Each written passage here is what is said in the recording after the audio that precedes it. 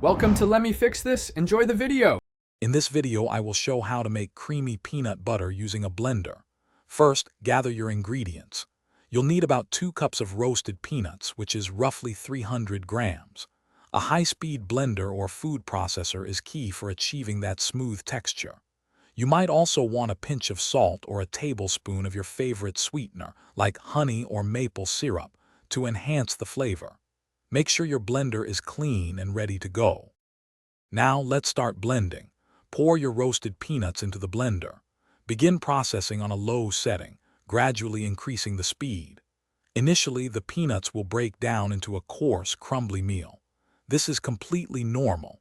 It's important to pause every 30 to 60 seconds and use a spatula to scrape down the sides of the blender jar, ensuring all the peanuts are evenly processed. This helps prevent the motor from overheating and ensures a consistent texture. As you continue blending, the magic happens. The peanuts will transition from a coarse meal to a thick, pasty consistency. Keep blending, and the natural oils within the peanuts will begin to release, transforming the paste into a wonderfully smooth and creamy butter. This process can take anywhere from 5 to 10 minutes, depending on your blender's power. If your butter seems too thick, you can add 1 to 2 tablespoons of a neutral oil, like vegetable or peanut oil, to achieve your desired creaminess.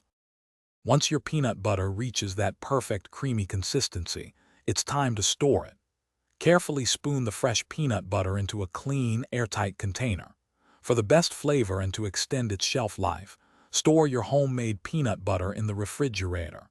It will firm up slightly when chilled but will remain spreadable. Enjoy your delicious, homemade creamy peanut butter on toast, in smoothies, or straight from the spoon.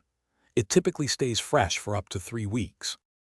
Thanks for watching. If you found this helpful, don't forget to like and subscribe.